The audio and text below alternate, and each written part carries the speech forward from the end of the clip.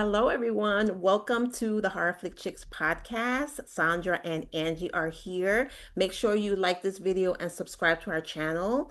We are super excited to have our guest here today, Mr. Ricky Glore. Ricky, Hello. hello. I feel Rick, bad. You're looking at a blank wall behind me. Anybody listening doesn't know this, but usually behind me is my wall of twos, which means it's all of my favorite sequels in horror movies, Oh, franchises. yes. Like oh, Scream 2, Phantasm 2, Halloween. Halloween 2 Oh, is up there. Psycho 2 oh, is right next to it. Hello, Mary oh. Lou, Prom Night oh, prom 2. night too. Holy That's a shit. good one. I'm sorry. Can we curse on this? Yes. Okay. Yes. Holy shit. Hello, Mary Lou, Prom Night 2 was a new discovery. When I say new, I say within at least the last 10 years, which is an oddity because in my household, I felt like I was shown everything before the age of 8. So Yeah, something that's like true. that Canadian goodness that in Good. 1988 or whatever was just like we're gonna throw in the kitchen sink. You like Friday Yeah. the 13th, you like Elm Street, like what's working for you right now? Hello, Mary Lou, Prom Night 2. I just look to where the poster usually is because I have the VHS poster. Now, the Oh, difference between the VHS poster release and the theatrical is there the poster is Mary Lou in the locker with it opened up like it's a casket. Yes. uh, the VHS poster, they drew flames around her to make her look like Oh, she's on fire, like how she, yes. spoiler, goes at the beginning, Carrie style, at the top of the movie.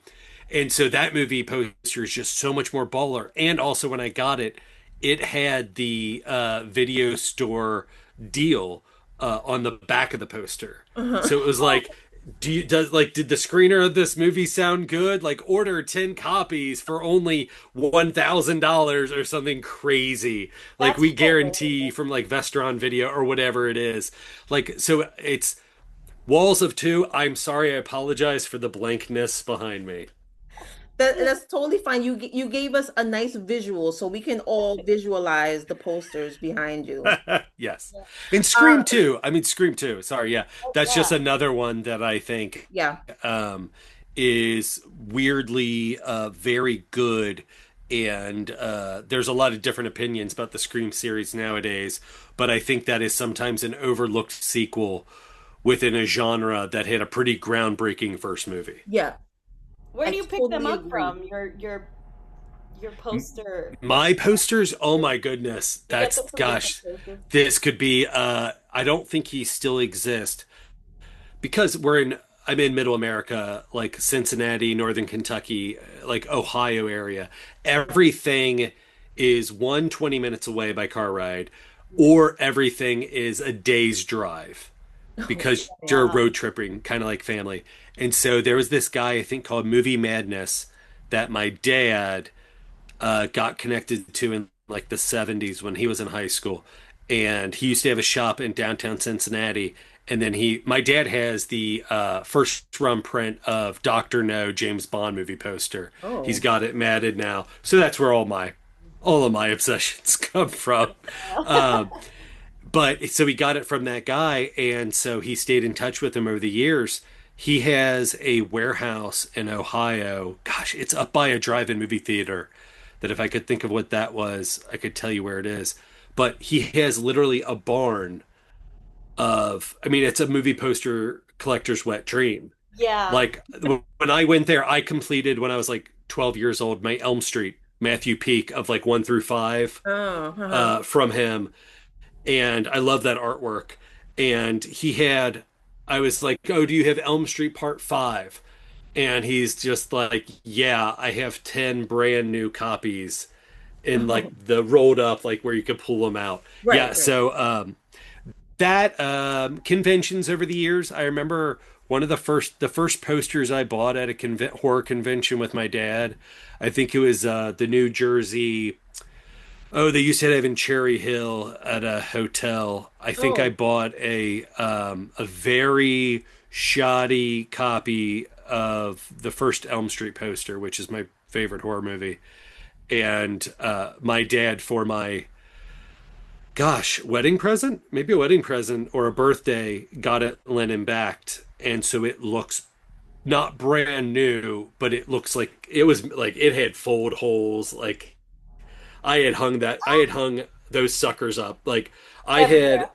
all Elm Street, yeah, everywhere I lived, those came with me. Elm Street. This is a perfect indicator of that shows how I didn't have sex in high school.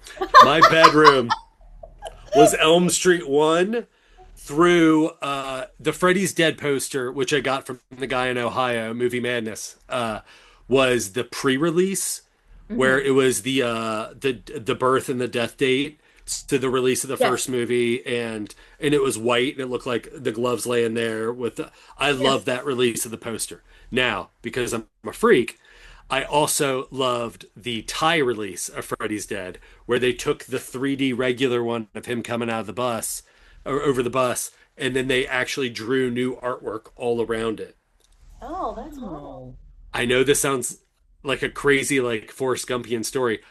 To fund part of the first movie we made, All Your Friends Are Dead, I sold those posters, some of my weird foreign Elm Street posters, to Nancy England, Robert England's wife. Oh. Wow. Yeah. Just Cool. by chance, I posted a thing on Facebook, was like, hey, I'm looking to fund. These are posters I'm willing to get rid of. I never got rid of my original ones that I grew up with, Yeah. Yeah. the ones that kept me celibate until like the age of 19.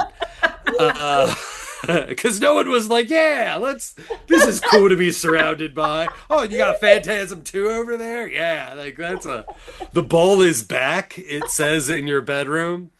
Uh, but so when I posted a Facebook thing on some horror groups, and I was like, "Hey, I'm looking to fund my first movie. I got some foreign release posters. Like, man, one of them was the Elm Street 5 UK release, where it's a very tall poster, and it's a drawing of Freddy, and he's pregnant, Oh. and it's so cool looking.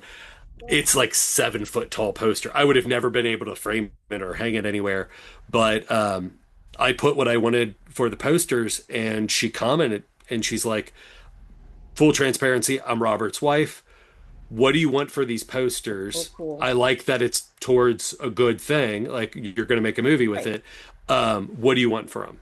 And she's like, "Just know, you're then going to see them on his website signed for Wow. more." And it's like, that's fine. I was just Oh, like, right. oh yeah, I was like, Did this you much. like in your head say, "Okay, I'm gonna charge more"? No. No, I mean, just I think that's a Or little you're bit of like, "You got them for free." the No. Midwestern. No, no, no, for no, because I also then inquired what Robert's day rate was. Mm. Because I was just curious. I was just like, look, I'm Oh. not gonna. There's no way I'm gonna stunt cast. The closest we got to our first movie, All Your Friends Are Dead.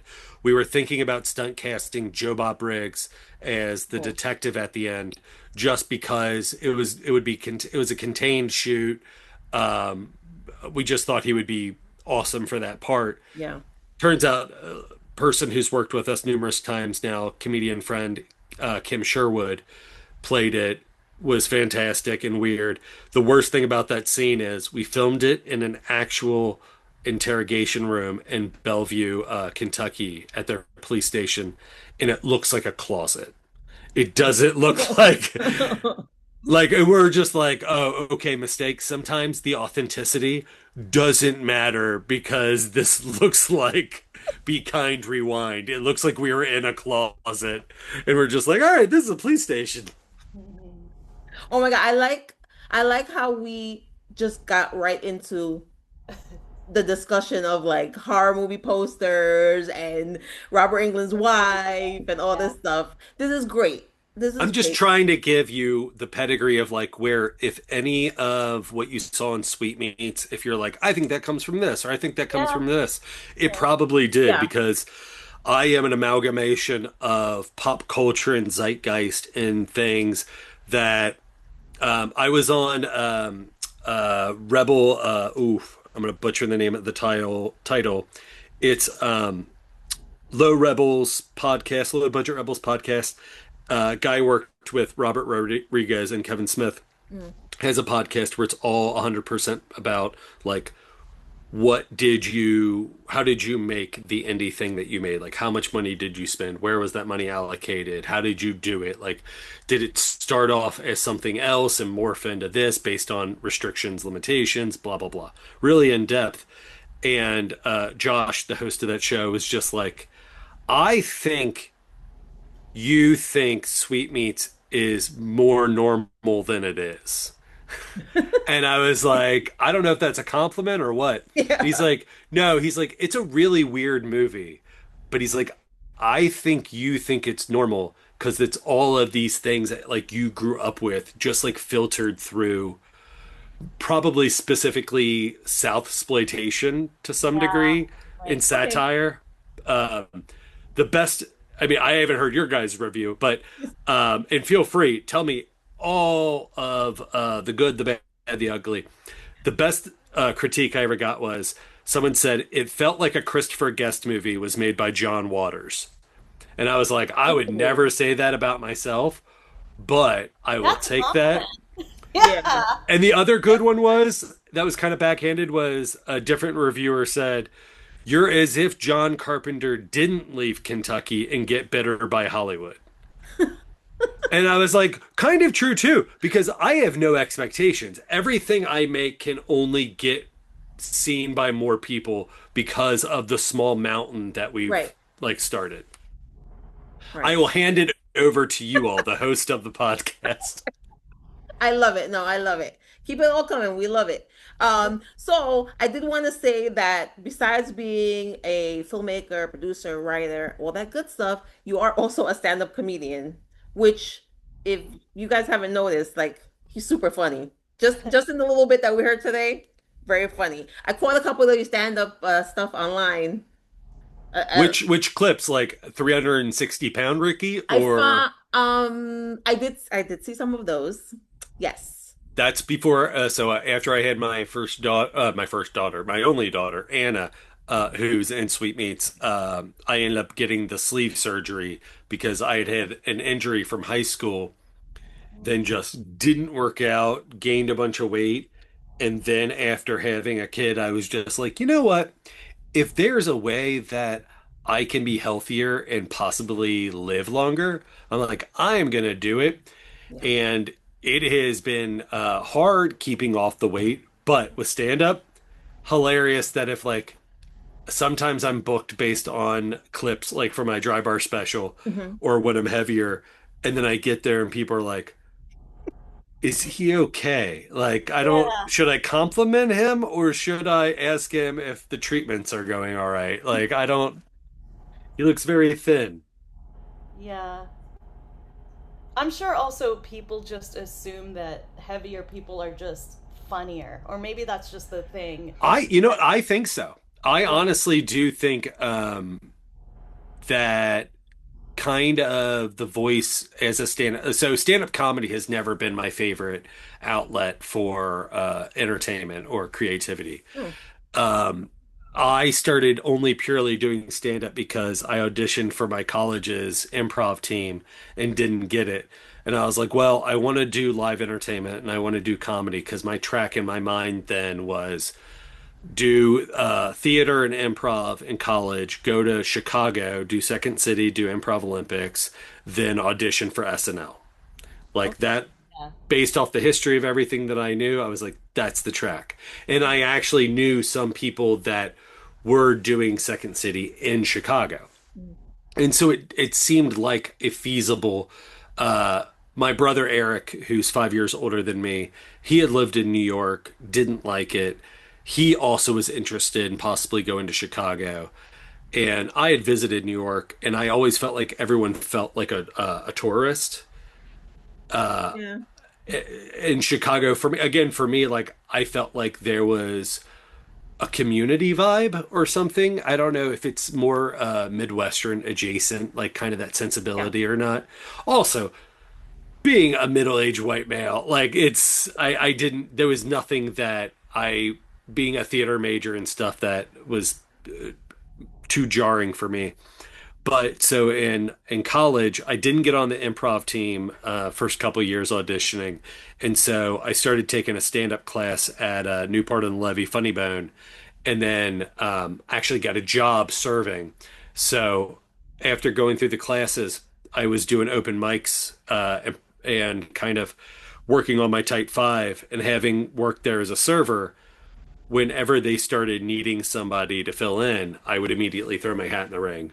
And I'd just be like, I don't care who it is. If it's Paul Mooney, yes. Like, yep, I'll Oh, open for Paul Mooney. Like, I have zero qualms of like if it's completely against my type, like Jeff Dunham was coming through. I was just like, yep, I'll open for like I do not care. I want to get as much stage time as possible. Um, but that was only because I wanted to work and perform with others, Hmm. and getting to do improv got me to do that. But I had already had this kind of like churning outlet in stand up that I was like, okay, well, the thing I want to go to has hosted plenty of stand ups in the past. The Hmm. thing I don't think I fully understood was there's a little bit of a fight amongst the community internally about like stand ups versus improvs, where a stand Oh, up, they think improvisers think a stand up will be thinking about themselves and will only want to make themselves look good. hmm. Um, right. I never thought that, but flash forward through my time in Chicago, Mhm. doing Second City, doing improv, doing all the things. My second week there, I was serving at Second City, and Lauren Michaels, Seth Meyers, Michael Shoemaker, they all came for the SNL auditions at Second City and Improv Olympics. So I was like this close to the thing that I was like, that's the path I want. Right. Yeah. Then Golden ticket. yeah, yeah. I mean, it's crazy to see that it be a tangible thing. Yeah. Like, and I'm doing it. My brother and I are living together, and I go through Improv Olympic. I don't make a team. I don't get selected for a team at the end of the process, and they give you the opportunity for an exit interview of like, if you want to hear the notes, we will provide them. And I was like, 100%. I was like, please tell me. And they're like, it looks like you're writing the scene on stage. Mm. And I was just like, what do you mean? They're like, while you're performing, it looks like you're thinking this is a rough draft. And Oh, I'm just like, oh, interesting. That means I'm not in the moment. But yeah, I do often think, ooh, what would this be if it were a like honed in sketch, or if it were like what if it was the next thing that like we were leading towards the funny or the joke or the character, blah blah blah. And they weren't wrong. So because of that, I started pivoting towards doing black box theater, which jolts us from stand up to black box theater in Chicago to back to Kentucky, moving back with my wife, who I met doing theater in Chicago, to Sweetmeats, coming from a show that we did in Chicago that I wrote for my wife's 30th birthday, which was Fleetwood Macbeth, which is weirdly having a performance, a run in Somerset, Kentucky this month in May. Um, it is exactly what it sounds like. It is a radio station in the 70s that is the disc jockey is the king, and his nighttime intern guy is Mac, and his wife is Lady. The one thing I did was I made Lady's brother Banky, so Banquo. So I made it even more of a awful dirtbag thing when he offs Lady's brother, yep. not just Banquo. So, and it's all set, it's a musical, highly over dramatized with Fleetwood Mac music. Also using the, if you've ever seen any documentaries on Fleetwood Mac, Lindsey Buckingham and Stevie Nicks going back and forth in like interviews where they're talking about like breaking up and the songs they each wrote. Mhm. Where she's like, I wrote dreams about Lindsay, and like, all of these dreams that you can have, like thunder only happens when it's rain. This very beautiful song. And he's like, And Lindsay writes, shacking up is all you want to do. And she's just like disgusting. And she's like, and I've got to sing that song. You can go your own way. Like, just the turmoil. I'm just like, oh, this is soap opera drama in the 70s at a radio station. And we kind of coined then in Chicago at that show the phrase king shit of Turd Mountain, which is something that I love. Like just righteous indignation with zero like reason for it Yeah. is just like no awareness of it. I love. Will Ferrell, I think, does that really well with his characters. But Timmy Hart Barron, who plays Jerry in Sweetmeats, Hmm. was Banky Oh, in oh. the Chicago production. So he already had kind of a lead of that character. My wife played Lady in the show, and she's pregnant Lady in this with our actual pregnant with our Oh, twins okay. at the time.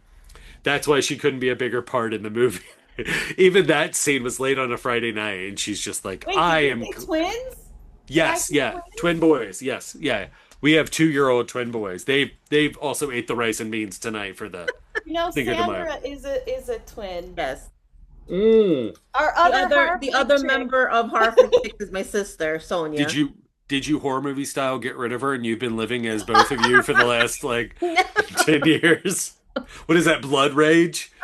Have you guys ever seen that? Yes.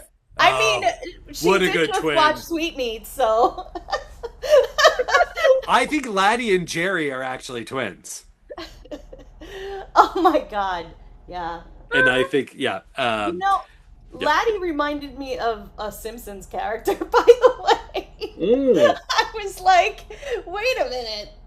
Which one? Um, what's the what is it the well, not the gardener. There's another one. There's a I am very Simpson stupid. A friend co-writer of mine, Eric M. Hunter, he has watched a lot of Simpsons.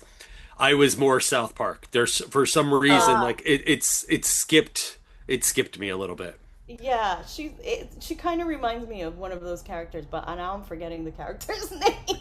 I like that she reminds you of a cartoon character because that is very much so.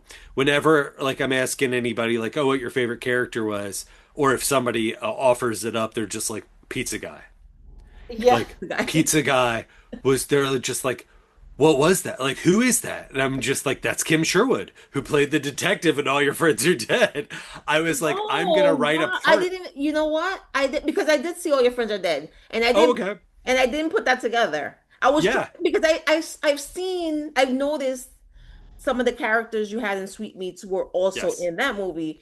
But when I was trying to figure it out, was he in that movie too? And I didn't put it Kim, together. to go back, Kim and I started doing stand up at the same time in Oh, 2005. it's the Wow. baby. It's baby Gerald. From the Simpsons. Do you know the baby? Can you That's who. see? I don't know. Wait. Oh, here. It's not gonna I show see up. it. Oh, Oh, there you go. yes, Oh yeah, yes, the yes, unibrow baby. Oh yeah. yes. Yes. I would have Sorry, she never did. guessed that. No, when you were like, "Oh, I think it's a character from The Simpsons," that's hilarious. Oh my So gosh, yeah, that's Just the funny. look, the look. It was the his look. song, I yeah. was like, Uh, oh my god, the eyebrows. I'm so dying right so now. again, I'm a big fan of like not like the biggest like I can't tell you as much about the Muppets as I can like Elm Street or the Mm. Monkees or some certain like SNL or whatever. There are some touchstone things that I can James Bond I can give you like a lot of pop culture geek knowledge of.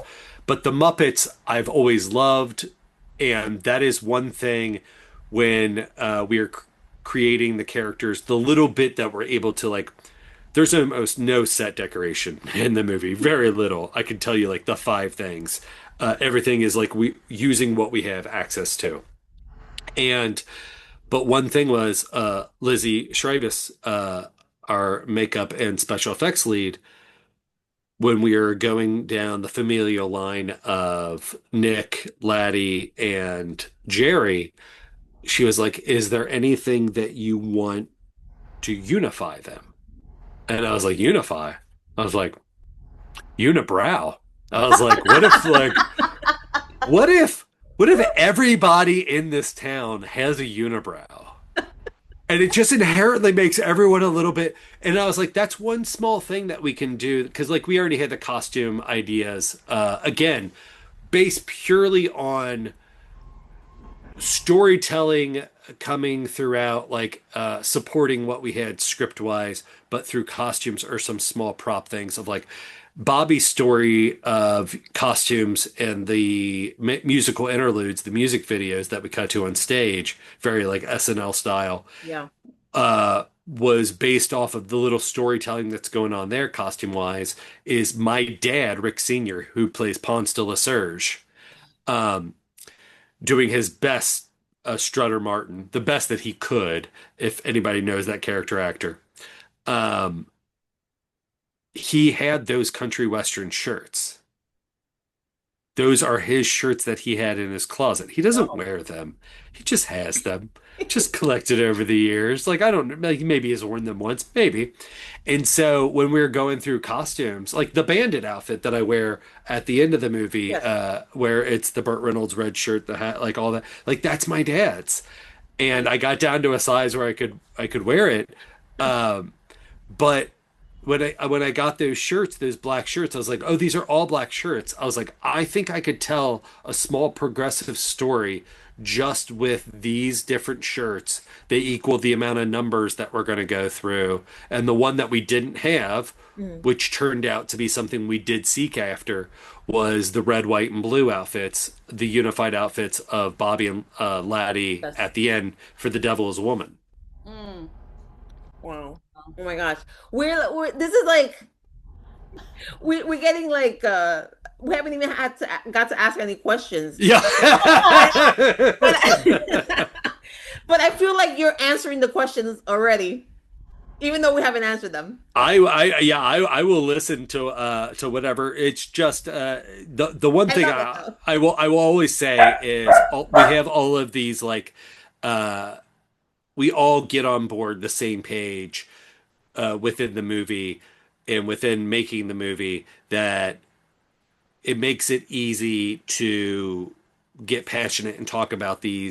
these things that like came together, like Timmy with the banana, Jerry in the story of the banana came on the day that he came in. The first day that he came in shooting was the counter scene where Nick, their dad, addresses all of us down the Mhm. line, very Patton style. And Eileen and Nick, that was Nick's last day shooting. It was Eileen's third day shooting and Timmy's first. It was on a Wednesday because we shot 8 consecutive days for principal photography. The wraparounds of present day with the storybook with my daughter, Yes. that was shot on one other day. And then the Okay. Demon Scar music video was shot up in Pennsylvania one other day. So only a total of like 11 photography dates. But so that counter scene when we come in that day to shoot at Nick's restaurant in Harrison, Ohio, Timmy's like, I want to ask you and Nick Hyance, cinematographer and co-founder of NKY Films, what you think about this idea I have for a character. And he's like, I have an idea that my character is constantly trying to open a banana. And we were like, okay, I was like, Nick, come in here. I was like, Timmy wants to always be holding a banana. I was like, and he's going to explain to us why. Because we don't have a lot of takes.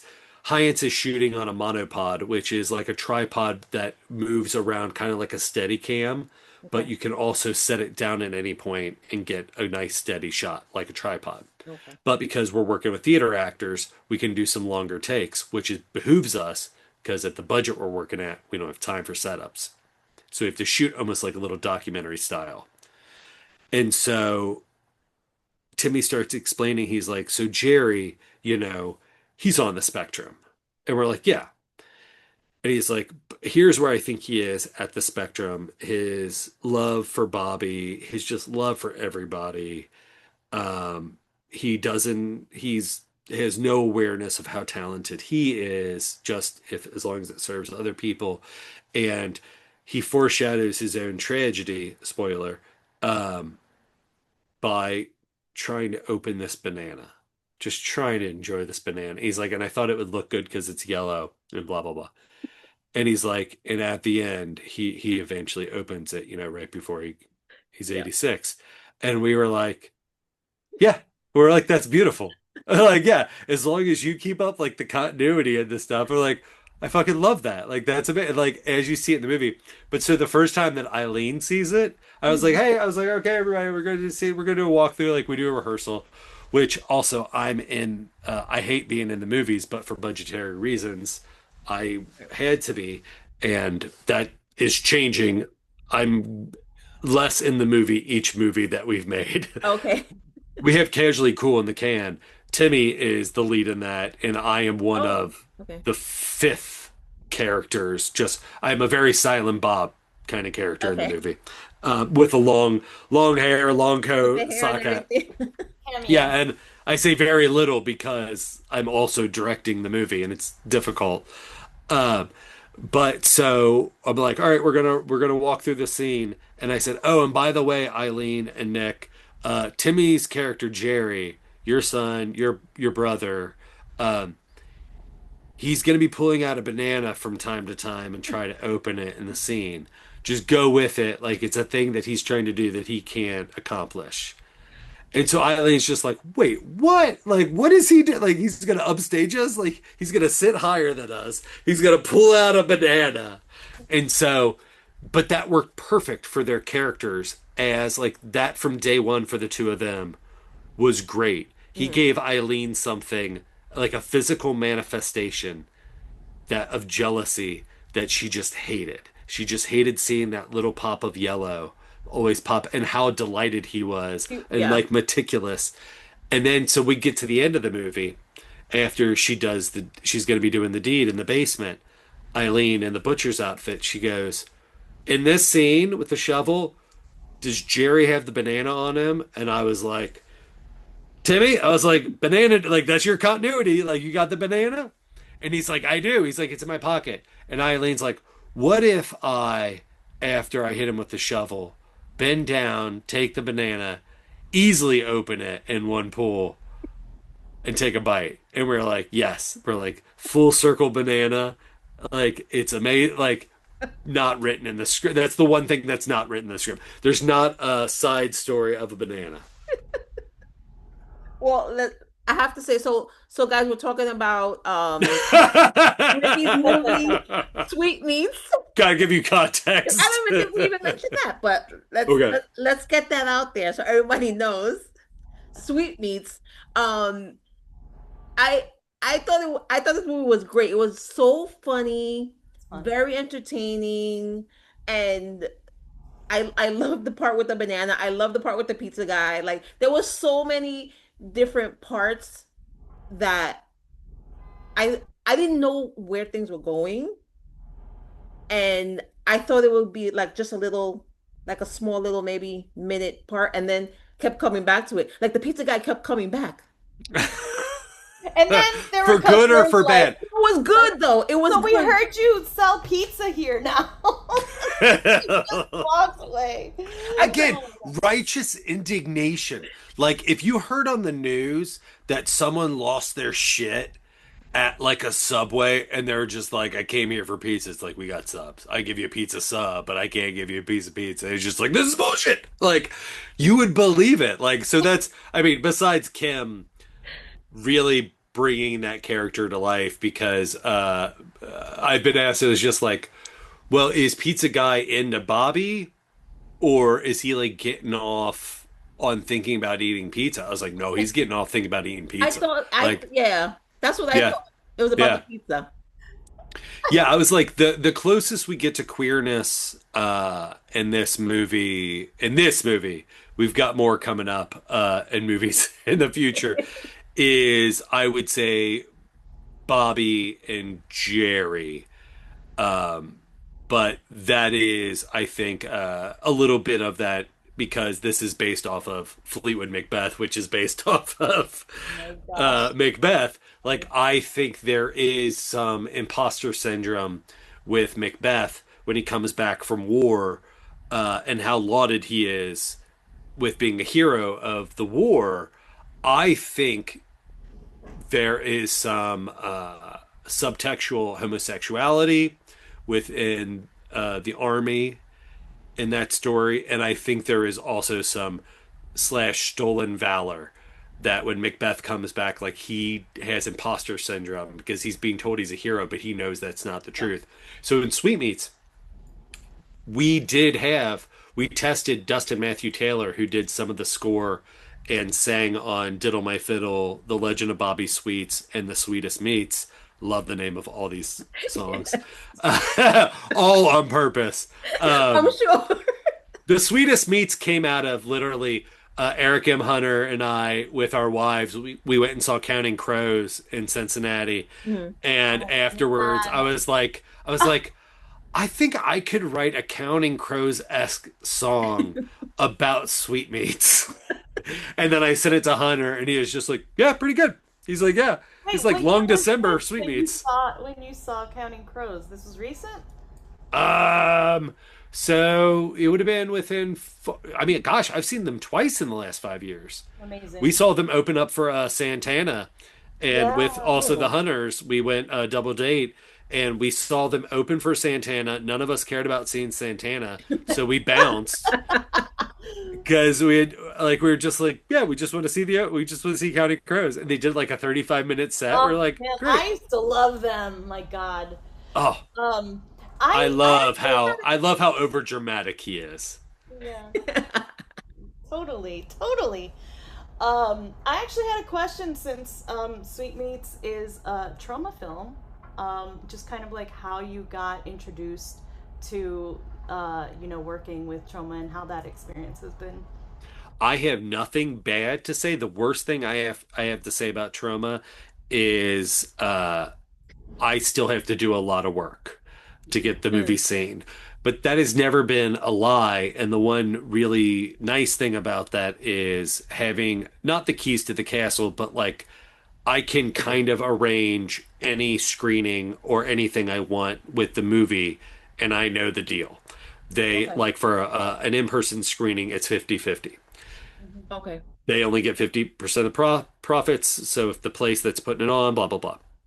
Uh, how we came to be was I was trying to do crowdfund via Kickstarter a different musical movie called Open House, where if you look that up, you can find all the information, a proof of concept trailer. It was a horror musical comedy. Because after all your friends are dead, getting rejected by a bunch of film festivals for being too comedic, we were just like, Oh. oh, we should lean into it.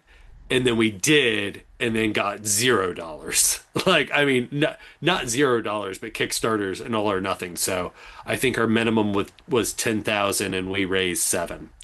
And that's like we had like Edgar Wright retweeting, Roger Avery retweeting. Like, we had a lot of decent people spotlighting the project.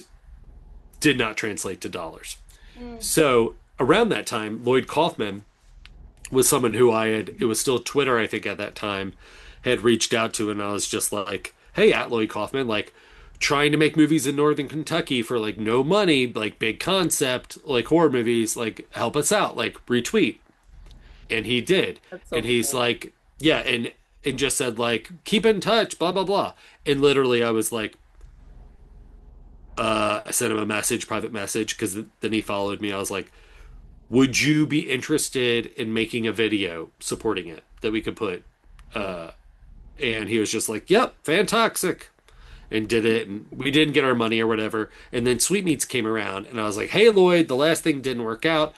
Sweetmeats was kind of introduced in Open House. There were elements of it. So then when we pivoted pretty quickly, um, that was only because I was able to kind of cannibalize Fleetwood Macbeth that we did in Chicago and just kind of reappropriate it. Uh, I asked Lloyd if he would be interested in throwing support behind that, and he was just like, "Yep, whatever. Like, sounds great." And then I was just like, "Man, all right. I don't want to abuse this generosity, but I was like, would you do a cameo in it?" I was like, because there would be this part that I had this idea for these at at the beginning point was these competing local salesmen. One sold vacuum cleaners and one sold carpets. and they were having like this political ad like war against each other that were going to be commercials that actually appeared throughout. Right. And the carpet person was going to be, because I have a weird connection with the monkeys, Mickey Dolenz. Oh. Couldn't get it to work out. Lloyd, I was just like, you would be the vacuum guy. I was like, I'll name it after you. And he was just like, yep, absolutely. He's like, send me the full script. I was like, yeah, okay. So I did, and he's like, do you all have any distribution for this yet? Like anybody that's gonna pick this up? And we were like, no, we film in 2 weeks. We actually got our budget because of all the help like you gave us and the proof Yeah. of concept we did. We did a little bit of bait and switchy to some degree of like we're like, oh, we're gonna make this weird like grindhouseian like softcore porn or like maybe full on porn 70s thing. So the proof of concept we had, the butcher character opens up the butcher coat and reveals he has a meat grinder dick to these two girls that are on their knees. You can see it, it's on YouTube. But it was because we didn't get our money for the upfront open house musical horror thing. I was just like, all right, I'm gonna feature a song in this. I'm gonna show you everything stylistically, vibe wise, that is going to be in the movie. This just ain't the movie. Like, it's only gonna get this far. Because if anybody wants to watch porn, like the actresses that we have playing the cheerleaders, one is an adult dancer, one has an OnlyFans, and one was an Oh. ex Playboy playmate. We could have shown nudity. We Right. were just like, why? Like, does it make this scene any better? Like, no. And like, nobody wants to be like, yeah, all right, now here's the time where you all take off your tops. Like, this just, I don't know. It was just Hyatt and I, because like we talked about it. We're just like, that's weird. Like, the closest we got was I almost showed my dick in the scene where it's oh my God, I can't think of that song where they're rebuilding Bobby like a paper doll, and she's holding Oh. up, and I'm in whitey tighties at one point. But I was just like, the amount of weight that I lost while we were filming, I was weighing like 175. It's the thinnest I think I've ever been. And I was just like, if I'm ever going to show my dick, now is the time.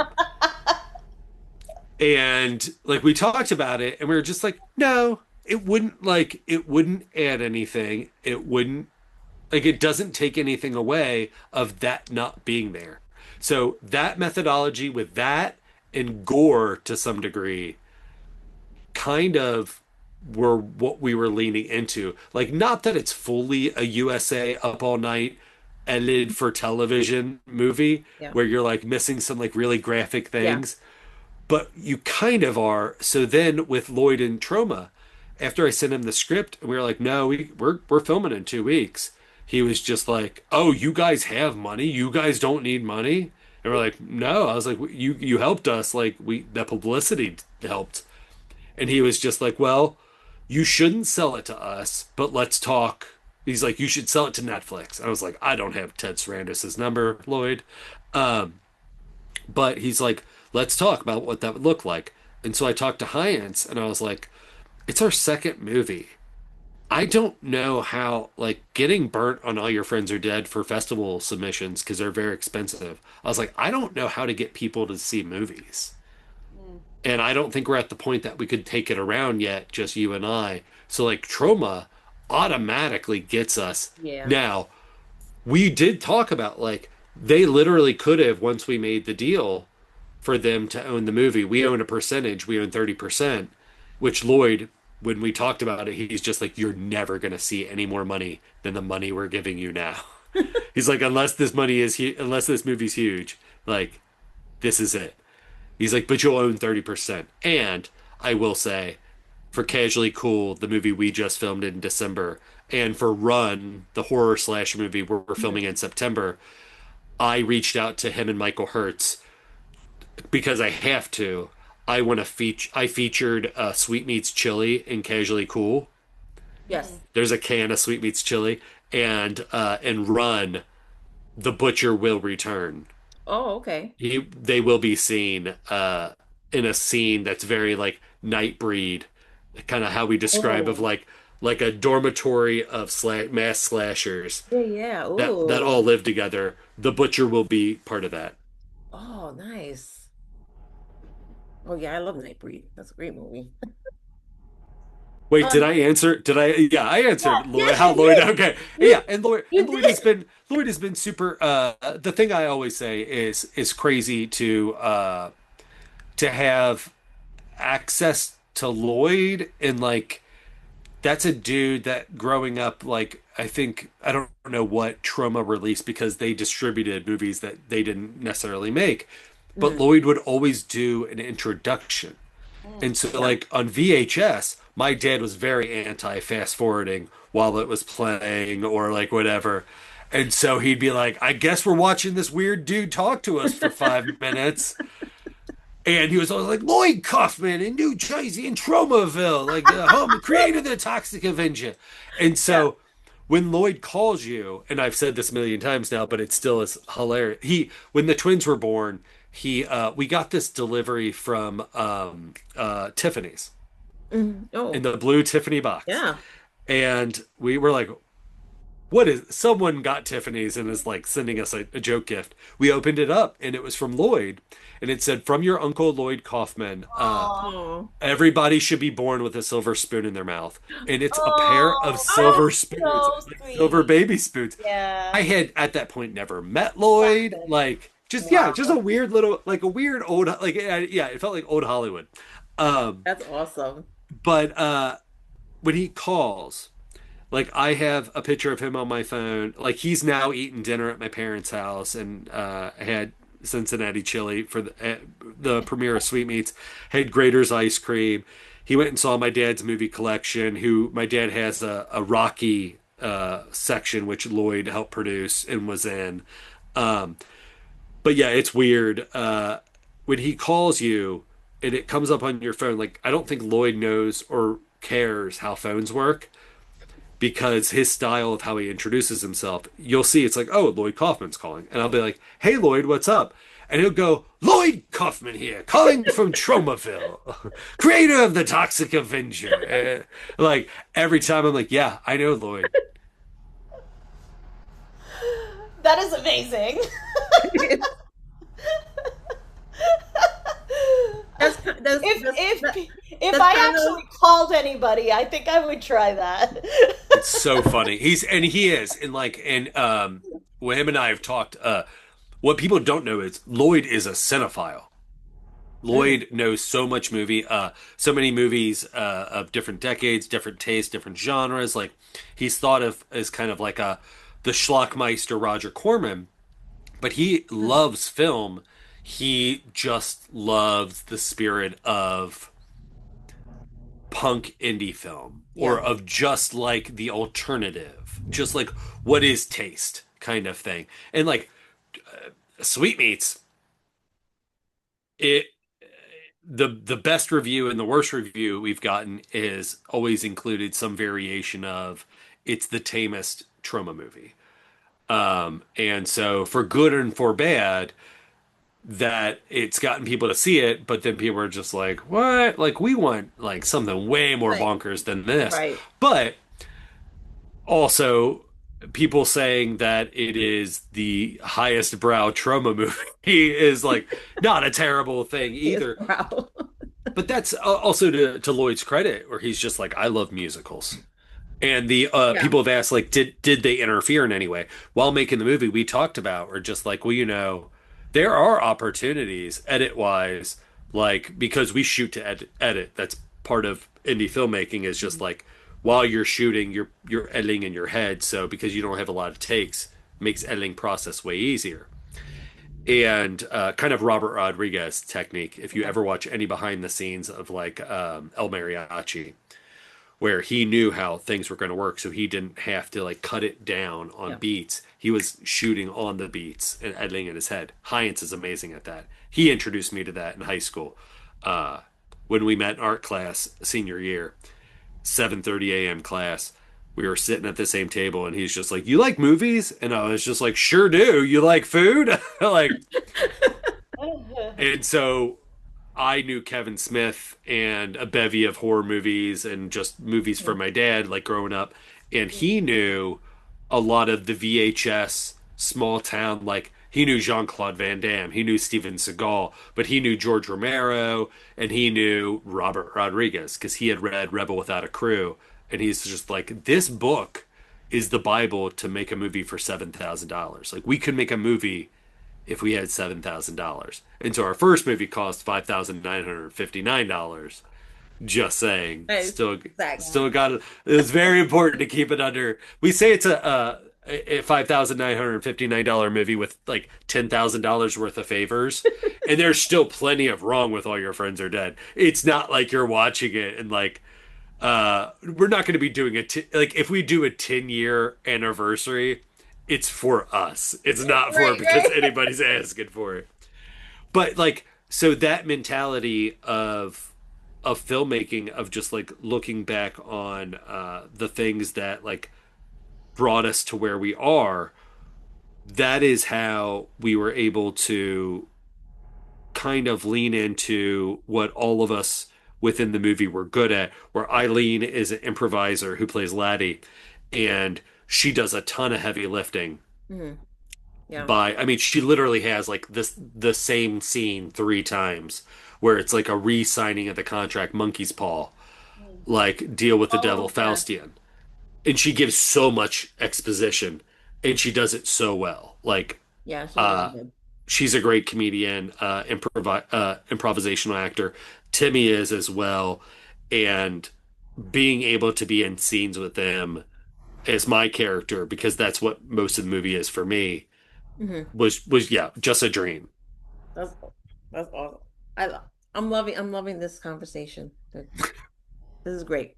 But I do want to ask you, so I know as a comedian, you're probably used to getting that like instant Gratification. immediate feedback.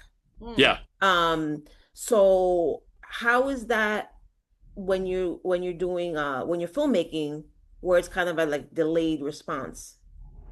I think because I've never had the opportunity to be in a term called video village, where we because of the circumstances of how we film, I'm not with a monitor. Like I'm not sitting in another room watching the cinematographer. Mhm. Like Nick Heinz and I have such a shorthand that Trace Walker, who was our advice, never have your script coordinator be also your assistant director. Those are two positions that butt heads within their own position because the assistant director is about being the mouthpiece of the director but keeping everything on track. Okay. The script coordinator is about executing everything that's in the script so the editor can have it because they want to make sure all the key things are logged, are filmed. And so they scratch it out. So those are two positions, like well as the script coordinator, I'm trying to execute the script of the writer, the director, and the star of this movie, who I'm also assisting. Mhm. So, having not worked with us with before, Trace did an amazing job, and he only did both of those positions because someone dropped out first day. Mm. The Oh. script coordinator dropped out first day. He's like, "I'll do it." But that's like something that we learned, and like we didn't dislike him for it. It just was hard because then Nick Hyance, who's my cinematographer, who I'm trusting on the monopod because I'm not looking at a monitor. Come on, right. So we're doing takes, and I'm like, "Are we good?" Or if I inherently know, like, nah, I want to do that again. Here's some notes. I have to go, "Are we good?" And he's like, "I think we got it." And if it's like I feel like, you know what, maybe we should do one more, then we do one more. Okay. But there are a lot of times where I'm just like, "Did we get it?" And he's just like, "Yep." And I'm like, "I gotta trust you. We're moving on." So we're kind of an extension of each other. That's good. Yeah. And like while we're filming, if there ever gets to be a point where I don't know how it's going to work, how it's going to edit together, Heinz being behind the camera does. And having the fluidity of the monopod, especially in sweetmeats, he could connect and edit in his head of going, okay, we're going to go from here to there. Ch like Trace in the script would be like, well, that's not going to edit right. And like Hines would be like, well, I'm pretty sure it's going to go like this. And then he'd bring up some like sketch that we filmed when we were doing cable access sketch comedy show like 10 years ago, 15 years ago. And I'm just like, oh yeah, as long as you do a whip pan, like, yeah, we can pick it up in the whip pan, the edit, and we can mask the cut. And he's just like, yeah. And Trace is like, as long as you guys know. He's like, I'm not editing. He's like, you guys are the ones editing. So it is nice having that familiarity and trust, because otherwise, I think it would take us way longer and we just wouldn't be able to accomplish as much as we do. Yeah. I want to just backtrack to writing, your writing process. Just kind of share with us, how does your stories usually start? Is it by the characters, by imagery? Is it by a theme? I'm sure that it's a mix of all of those things or something else. Um, It's weird. I was just asked this by my wife's cousin who wants to get into screenwriting, and he's just like, what's your process? And the thing I sent him, if anybody listening to this wants to do indie film or writing or whatever, I think Mark Duplass's South by Southwest Oh, speech, where he mentions the cavalry's not coming, mm, doesn't necessarily directly answer all the questions you may have, but like kind of lays a nice dome around the vibe and the situations. And it's like, well, you may be thinking that you can't do this, and here's like a motivational way that tells you that maybe you're your only gatekeeper. mm, Or if you're thinking there's other gatekeepers, great. There's no such thing as gatekeeping. You now with the technology can make like blah blah. There's so many of those things. Kevin Smith has a there's too many why people be a why not, because like unless it's going and shooting up a school, like why not? Like just don't right. like. But so with that methodology, with writing for me, I have Eric, to mention Eric Hunter and I, because he's a horror novelist. We go on long walks too. We and Nick Hines is part of this because we've been friends since high school. Or Eric Hunter, we were in first grade together, so it goes back even that far. Wow. He was bringing Captain Planet comic book to first grade, and I was just like, "What is this?" And he's just like, "It's like a real comic, but like a little softer, like a little bit more like with a message." And I was like, "I brought in Josh Whedon's like X-Men Apocalypse, like people die in this." And he's like, "Well, the economy's dying in this, like nature's dying in this one." Teacher, yeah. Yeah, I'm like, people straight up be dying in this one. It's the age of apocalypse. But so and also our sound mixer for Sweetmeats, Nick Prince, was also part of that first grade class, and I think brought in Spider-Man or something. So a lot of people we've worked with are that I work with are very creative and people that like I trust and know, and we do have that shorthand. But for writing, we have a million ideas, like a million like something I do that Hunter doesn't do is I come up with a title real quick, and then I tell you all the reasons why the title means what it means. Like so Sweetmeats The Legend of Bobby Sweet. The reason it is what it is because that's the first indicator of this movie being misogynistic. mm. Is because the movie's about Laddie. Like the movie isn't about Bobby Sweet. Like Yeah, it is, but like the true story about the person who gets shit done is Laddie, right. which that is like even if you don't, it was never supposed to be like a hit you over the head Macbeth. Like Grook is Lady's surname in Macbeth, but like that's just to highlight also this story that you've seen a million times. And so like for writing Sweetmeats is I just went back to that. And so I'm also a fan of the movie Scotland, PA, which is Macbeth set at a fast food restaurant in the 70s. So I was just like, all right, I can't do what that movie does because that movie's fantastic. All right, Dewey Cox, Walk Hard. I also love that movie and like has funny country music. Like Yeah. I can't do that. So knowing both of those things, I'm like, all right, I just got to be earnest with the thing I want to do is to tell this like VH1 behind the music, but like made for TV Lifetime movie biopic. It's like a documentary, but it's also like a very heightened biopic where it cuts to songs and it does Yeah. montages and it Yeah. does this. And it's like it doesn't have the budget to like really show you how grand everything is, but also not like nothing's grand yet.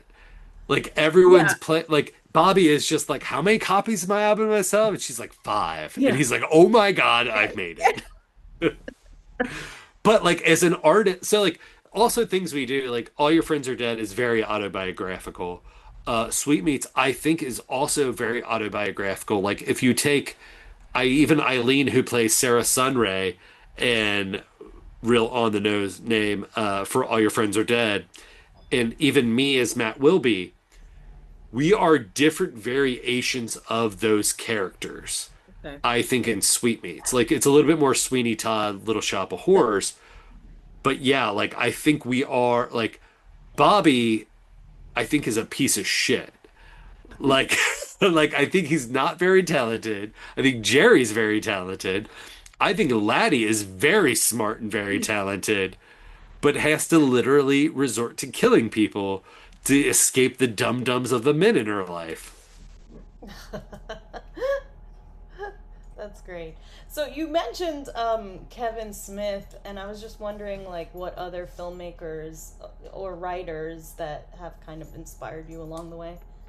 This movie specifically, if you look at the Monkeys movie Head, written by Jack Nicholson, there are direct correlations between that and this. Brian De Palma's Phantom of the Paradise, very inspirational. Frank Oz's Little Shop of Horrors, Mm. Don Coscarelli and Yeah. the Phantasm series. Phantom. Yeah. Yeah, Wes Craven. I mean, just pretty much everybody, television as well, like Lee Majors show The Fall Guy, anything Burt Reynolds, anything Jerry Reed, anything Dolly Parton, Kenny Rogers, like the Midnight Special, or just like anything like that era of variety show television. Yeah. Like just that. Just the amount of I think we complain about I think a saying that I've really come to think of as a mantra is everything is different and nothing has changed. Because like the amount of people that are just like, oh man, we're being so marketed to right now. Like everything's a commercial. It's just like, motherfucker, when television was invented to sell cigarettes, like there would be like the Colgate Comedy Hour, like everything would be like so in your face, like Yeah. marketing. And like I have my friend, fellow comedian Glenn Tickle makes fun of me for this. I think some of the best television came out of like 1956 to like 1968. Like, and that's the infancy of when it was created. Um, I know that's very like boomeristic thinking of just like it never got better when just whites were on television. But no, I'm just saying like the ingenuity, like at Yeah. that point in time, they were taking an art form that was very young, but it was like a step cousin to film, something that was more respected. I mean, because the thought process behind like if you were in movies, you couldn't be on TV. Right. Like that's not a thing anymore. Like that's No, right. yeah, it's a banana. Like the mental hoops of the studio system and all that. That is all what infuses uh, sweetmeats, even down to doing the South exploitation, like I said, Faustian Macbeth kind of storyline. But what seemed normal to me and weird and funny of like yeah, I don't know, like if you've ever seen it's not easy to find, it's not on DVD or streaming. You'd have to find it like on YouTube. WW and the Dixie Dance Kings. Mm. It's a Burt Reynolds movie. Jerry Reed, Don Williams, Ned Beatty, Connie Van Dyke. Oh, oh, I can't think of his name. He was Ralph Cramden's neighbor in The Honeymooners. Art Oh, Carney. Art Art Carney. Carney, Yeah. yes. And this is pre-Smokey and the Bandit. Art Carney plays the sheriff who's chasing down WW, played by mustacheless Burt Reynolds, who is going and robbing gas stations.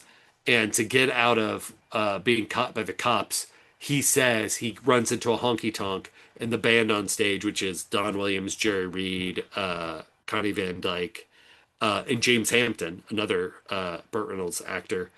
They're a band on stage playing like this small town meet, like potluck or whatever, small town dance. Right. And he comes in and he convinces the cop that he's the band's manager. And so he convinces the band. He's like, yeah, yeah, yeah, I have connections at the Opry and this, and this. He's like, but what you guys need? He's like, so let's go on the road. He's like, you all from here? He's like, you got to leave town. So he does that, and he's like, I'm gonna make you guys enough money to get costumes and get on the Grand Ole Opry on the radio. Along the way, them as accomplices, he holds up these gas stations, and he's constantly No. on the run from the law. But like movies like that, where there's not really a message, but there are messages like within. I think this is before Sweetmeats though, but like my daughter's taste, Anna, who plays Babette, or oh my gosh, I can't remember. Yeah, what's the female version of Bobby that he Oh, calls her?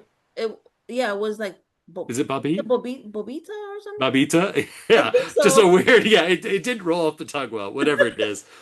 uh she like and what she gets attracted to like TV show wise and pop culture wise, of course she loves K-pop Demon Hunter, but like she loves Oh Phantom of the yeah. Opera. She loves Phantom of the Opera.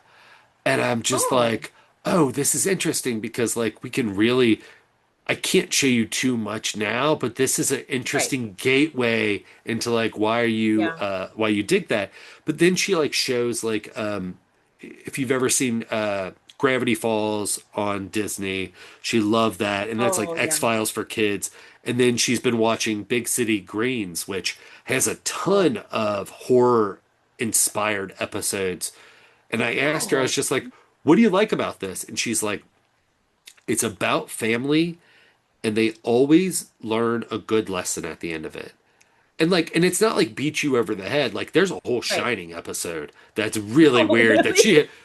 That's the only bad thing is I know there's going to be a certain level of things that I'm never going to be able to show her because other things have cannibalized them and like parodied them Yeah. and whatever. That's fine. She has to watch Star Wars last night and she's like, I've never seen this. I'm like, you sure have. You just were not interested when you were like 2 years old. How old is she? She's turning 7. She's currently Oh, 6 and turning 7. She is 6'7". I know. My son just turned 7, so I know the six And seven so you're stuff. like, this is the last year of this bullshit. Yes. But I said this in stand up recently. I'm like, everybody gets upset about 6'7". My daughter is 6, gonna be 7. Uh, but it was like, I was born in 85. I grew up in the 90s when what that was a Yep. thing. Oh So yeah. like 6'7" doesn't sound any dumber No. than that. No. We had a lot of dumb stuff back then too. Because we were born before that. So we know about all that Not too stuff. much, not too much before that, you Um, young chickens. maybe we'll talk about it after we stop recording. Oh, We'll we'll look, talk about it. my hairline. That's the thing that my daughter and my sons have been stealing from me is my hair. Sweet Jesus. My wife, Allie, my son, Gus. So Anna looks like me. Gus looks like me, except for I think he has Allie's eyes. They both have like the same allergies, pretty much. Like they both have giant tonsils. Paul, who we named in utero, looks like my father-in-law who passed away before he was born and Oh. who he's named after. He looks Oh. exactly like him, acts exactly. It's wild and weird. But Gus has my hair that I used to have, like when my wife met me, and she'll just like rub his head and be like, "Look at how much hair he has." I'm like, "I get it. Thank you for cucking me with our son's hair." I'm My God. I'm done. Are you checked out That's now? hilarious. I'm like, I know. This is the curse of becoming a parent. Like you sign a deal like that Rumpelstiltskin Faustian deal. Oh, It's yeah. like Yeah, yeah, you get to have kids and like they're going to be healthy and blah blah blah Yeah. and things are going to be good for the most part. You're going to lose your hair. Like they're going to take your you're going to age like a It's president. like everything. You got all the bags and all. Uh-huh. Yeah. Yeah, I get it. I don't have three. I only have the one, but I still but I Yeah, have we tripled the amount of kids we had in one day. yeah. Yeah. Yeah. Yep. I did want to ask you because I know you have two other movies. One that you just finished, Casually Cool, and then Mhm. you're working on a slasher run. Tell us a little bit about those two. When we might be able to see Casually Cool, and when Yes. you're gonna It start to run. cap Sweetmeats, I did find out today that there's something I can't say, which is very rare with trauma. But to if you stay following me, anybody who likes Sweetmeats, who's asked a question pretty frequently about the movie, there is going to be an announcement probably within the next month Okay. about Sweetmeats. Wow. Casually cool. We started the year. We were trying to do Indiegogo of something auspicious, which was to do two micro budget movies, feature films in one calendar year, which was going to be Casually Cool, which was our without knowing all of the projects that were going to pop up that were very similar, which it's fine. Casually Cool still is very unique and on its own. But like, there's a Rockford Files remake coming back on TV show with David Boreanaz. They're making Murder She Wrote with Jamie Lee Oh, Curtis. yes. Right. There's RF something private detective show where the guy wears a Hawaiian shirt that's maybe it's already canceled. It was on CBS where he's like an ex-con, but he's a private detective and like he's Oh, going through a divorce. yeah, it's It's RJ Decker. RJ Decker. Yes. So again, Casually Cool. Our character before all of this came out because we finished our movie in December. Our main character's RF Cool. RJ Decker, RF Cool, like it's in the zeitgeist. Clearly, there are 40-year-olds who are bringing these things back to life, which is us. So, Eric Hunter and I, who wrote Casually Cool, I was like, so what happened before that was we came up with this idea to make this musical about every coming of age high school movie called Truly Trudy. And the movie's concept is she's the last surviving member of a religious death cult. So everybody goes to Jonestown, and the bullies, the mean girls, and the cult give her non-poison. So she has to watch everybody else Oh, around her die. And then she, vis-a-vis a Pretty in Pink opening like rock song that explains the whole movie called Truly Trudy, is thrusted into the last 4 months of her senior year of high school, where she realizes she has a special gift that she can make anybody's high school dream come true. It's very high concept and it's very much like overly explained in the first like 5 minutes with the theme song, which we had recorded and everything. Gary Kroger of SNL originally came on board because he read that script and he was just like he was going to play the Jim Jones character slash double cast as Mr. Belding kind of character for the school. Eileen Ernest was going to be Laddie, who was Laddie was going to be Trudy. We had this original painted artwork which you can find online. We did a table read. Timmy was going to be in it as like this Christian Slater Heather's like character. He was gonna have a mullet. Very funny, very high concept. We hit a high school already agreed to let us film there, no. and we just weren't able to get the budget, and we had a couple key cast people drop out. Oh, wow. So we got the budget to make Casually Cool, and the way we pitched it to Hyance was we're like, all right, we want to do two movies in 1 year. I know that's crazy, but like the first movie we want to do is like this low rent, like $14,000 movie that's like an episode of the Rockford Files, Murder She Wrote, Magnum PI, like those after school like eat mac and Yeah. cheese mysteries. Like you're gonna find out an Agatha Christie mystery in 45 minutes. Very satiating. And he's just like, he's like, all right, I'm in as long as it opens with a body washing up on the beach. And we're like, little do you know, it opens up with a dead mermaid washing up on the shores of the Ohio River in Newport, Kentucky. So we raised our money for that, shot it in December. Timmy, who plays RF Cool, is editing it. The teaser trailer's up online. The Yeah. amount of that it's going to be our best looking movie, our best sounding movie. I don't know what to say beyond that. I mean, my character, the Silent Bob character, does have a full Xanadu musical number sequence that happens. Mm. And it's wild. It's very funny. It's filled with a lot of Second City people that I've worked with over the years. We had a lot of favors. We filmed at Union Station. That was the Hall of Justice that James Gunn used for Oh, Superman because it's in Cincinnati, and we put in a request to oh, film. nice. And we have that's if you watch the teaser, the drone shot of that, that's Yes. all filmed there with the Oh, scooters. okay. And then the end in the city I'm currently living in Newport, there's a Purple People Bridge, which is a public bridge. We asked the city, we were like, we have the scooter chase sequence that we want to film for this movie. It's going to have drones. Can we? And they were just like, "Yep." And they're like, "Do you want us to shut down the bridge?" We're like, "Not if you don't have to." We're like, because that's just free production value having people walk up. So that's like part of the final shot of the end of the teaser is them. There's a full on slow speed, Yes. no impact scooter chase sequence. Um, it was insane to be able to do all that.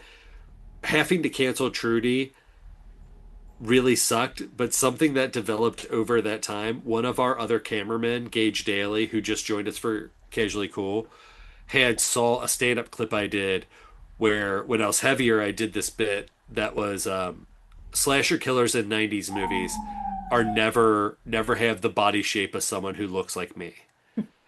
And I was like, because they're always wearing like tight fit, like spandexy clothes, like in Scream, like it would never be like, and the killer was me. And they'd all be like, yeah, you have like 70 pounds on all of us. You're like the biggest friend in our group. Like, also, when you were chasing us through the woods earlier, you were breathing pretty heavy. At one point, we saw you lean up against a tree to catch your breath. Are you okay? He brought up that joke, which is on my first album. And I was just like, "Oh yeah." And he's just like, "Well, have you ever done anything with that idea about like an aging slasher?" And I was like, "No." He's like, "Well, do you mind if I write something up?" I was like, "Yeah, go right ahead." And so he came up with this short that was basically called Run, and it was about this aging kind of like Texas Chainsaw Massacre like Leatherface who was just going through the woes of being an aged slasher. So very like short film, like a five Yeah. to 10 minute, like more probably indie dramatic sketch. But I read it and I was just like, oh, this is a movie. I was like, this is the montage at the like this is like we're going to be introduced to basically Toby Hooper's Leatherface on the farm doing that opening where it ends with Sally running to the truck in the orange marmalade, like Yeah. morning. We're going to redo that. We're going to do that over and over again 4 times, and we're going to show the different groups of cattle being brought to slaughter. And then we're going to show that in this world, in this universe, there's an act called the Free to Kill You and Me Act, which introduces governmentally controlled population control because we don't say all this. It's kind of there's things that are implied in there, things that are said straight up via John Larroquette, like VO, like at the beginning of Texas Chainsaw, Right. where these characters John and Wes approach Run, and they're just like, "Look, we have this grant from the government that basically because Vietnam didn't happen, we got to find a new way to off some kids." Mm. And so if Wow. you let us take over this as a business, we can set you up. You don't have to live here, whatever. So we see the evolution of, through my eyes and through the movie's eyes, basically from the original Texas Chainsaw in 74 through then what the horror genre, that's why it's called Hack and Slash Inc. is the organization that takes it up. It's John and Wes because I think John Carpenter and Wes Craven see what Tobe Hooper did in Texas Chainsaw, and then with Wes and Les House on the left and Sean Carpenter, they do that in that movie. You know, there's begatting Yeah. of that. I think obviously Carpenter's doing Black Christmas, but I think he's also doing Texas Chainsaw. So we then, through that guise, we set the rules of masked slasher killers who are treated like big time wrestlers in the pop culture and the zeitgeist.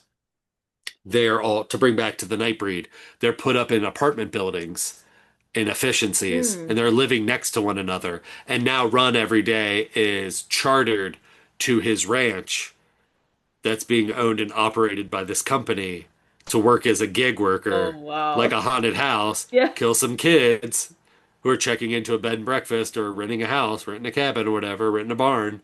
And then each night he's taken back to his efficiency.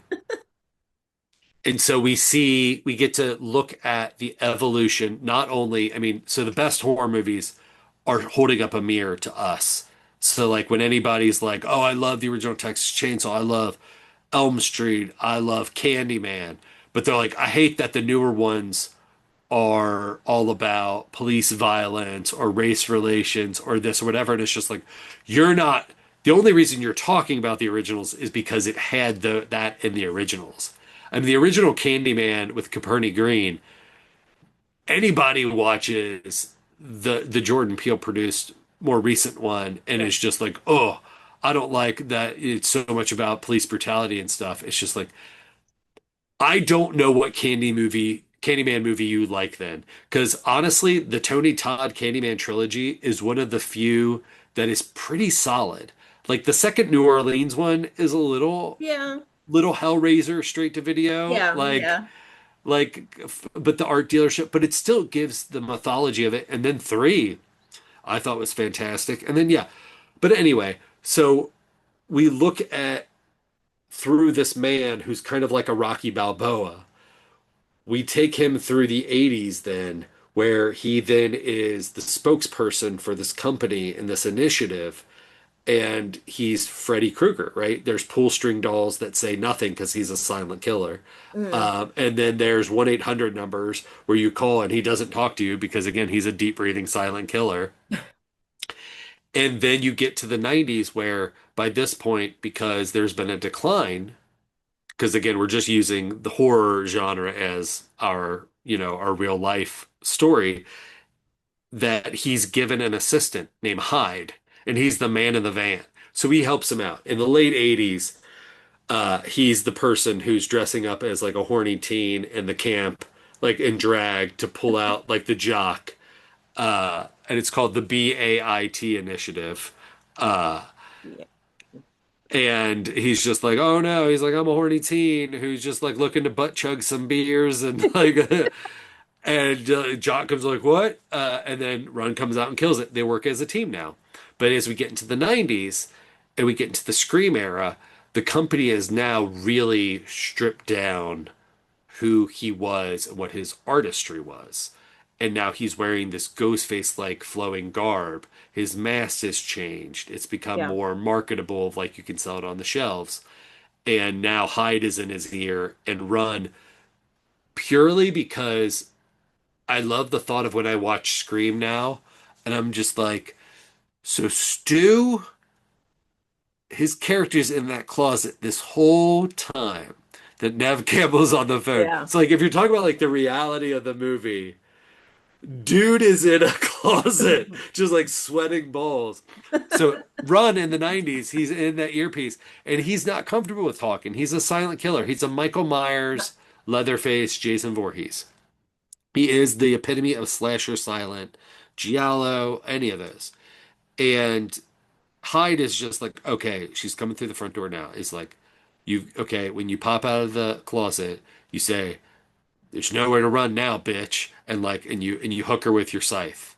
And he's just like, what? Like, no, I can't do that. It's like he comes out and he fumbles and he accidentally scythes through his thigh and he's like can't get out the words and she's just like and the monster's no longer scary.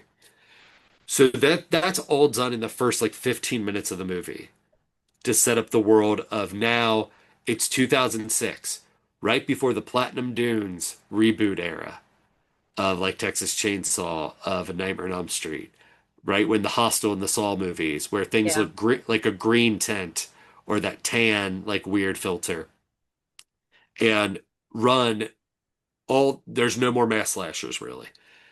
There's little bits here and there, but the apartment building's empty. He's the only person who lives there, and he's driving DoorDash. He's doing DoorDash. He's doing Uber because he's really good at it. He's quiet. He can drop off your delivery. Like he doesn't talk to any. Everybody's like real creepy, but like he wears a face mask the whole time, like medical mask. No weird annoying radio. Um, but Hyde still works for Hack and Slash, and Hyde alerts him, runs having a little bit of like, there's still something, to go back to Rocky, there's still something in the basement. I Okay. miss the art that I used to do because that's how we don't get into like the psychology of just like, well, I bet you someone abused him as a child. Like, we're not doing the Rob Zombie. This is the antithesis of explaining the monster. And we give plenty of context clues or whatever. But he's like, you know what? I'm tired of being in this gig economy. I just want to do what I love again. And so he does it in kind of like a kick-ass way where he gets recorded and Hyde's just like, oh man, he's just like, someone's copycat and run. And he's just like, well, it's actually me. He's just like, oh, then we got a different problem because then you're killing people without a license. And he's like, and you don't know, hack and slash is you're about ready to lose, you're about out of time to re-up. Like you're at your window of where you can no longer be an active participant. They're about ready to do a thing they're calling rebooting. Mm. Um, and so then we kind of get into like Rocky 4, Drago versus Rocky. The movie culminates without giving anything more away back on the Run Ranch. And what we're going to be releasing the movie poster soon, done by Mark Schoenbach of Okay. Sadis Art Designs. He did the pig mask poster of Sweetmeats. It is Oh, beautiful. There's cool. so much That's story great. in the poster without even knowing. It's the actual landscape of the farm we're going to be filming at because we've got that locked in. Um, the third act is Freddy versus Jason. It is the OG, basically Nick Castle run, like OG Michael Myers 78 versus the Tyler Mane Rob Zombie. Oh, They reboot Run. It's Run 2.0, and he has to fight himself to stay relevant oh my God. in the barn. And it's done by Lord Crew. If you look up, if you've been following us, we have a bunch of we've very smart of Gage. He's just like, we should go to the wrestling community. Like a lot of what we're doing in the horror world at that time, like 2006, was like Kane and like horror Yeah. movies like Hear No Evil See. Like You know, there evil. Yeah. was, yeah, there was that. I mean, there is with Roddy Piper and They Live and like he's like, I think that would be a really cool thing as if we could incorporate some local big time wrestlers. That, So yeah. Sean Stewart, who is his wrestling name is Lord Crew, if you look him up, him versus Andrew Thorpe. If you look up Andrew Thorpe knows karate, he boxes, very physically fit dude, but he's like 5'10", a buck 80, and Lord Crew is like 6'8", 375. Like he's just a shit brick. So like that he is the shark. Like there is no like he's got a giant beard. So like which we're not gonna cut. So like that's gonna be hanging out of his Out of, variation of the Run mask, and like his like again Tyler Mane and Rob Zombie's Halloween. If you did that versus the OG Michael Myers in our movie, Run has to learn how to become the final girl if he wants to survive. right. Oh my God. That's my pitch for Sounds Run. awesome. And Sounds awesome. we have so many announcements besides the poster. There's a story for Fangoria that we're working on. Hopefully we Oh, land it. We're hoping for Fangoria, Dread Central, or Bloody Disgusting because we have a possible casting that is going to be like stunt casting, but it's not the casting that we might be able to announce. I talked to them on Thursday to see if they're going to do it. It would basically be a cameo, but it would be someone who's worked with two very big horror directors who hasn't made a movie since 1985. Oh, And if anybody figures out what that is all I will say. And I will happily share with you once we Wow. confirm it, but um, cannot as of yet. oh, now I'm gonna think about this and try to Oh figure my it You're out. never God. gonna figure it out. It's so I bizarre. probably won't, but I'm still gonna try. Wow. This this has been an amazing interview. You are so awesome. Interview. You're gonna You're like, we asked three questions over We're an hour and a gonna have to half. have we're gonna have to have you back on so we That can still ask counts. Happily. other That still questions. counts. That still counts. This has been great. No, seriously, it's been great. It's been so much fun. Thank you Yeah. so much for coming on the podcast. I want to take the last few minutes and just have you share all your socials and where people can follow you and follow all the stuff going on with your movies.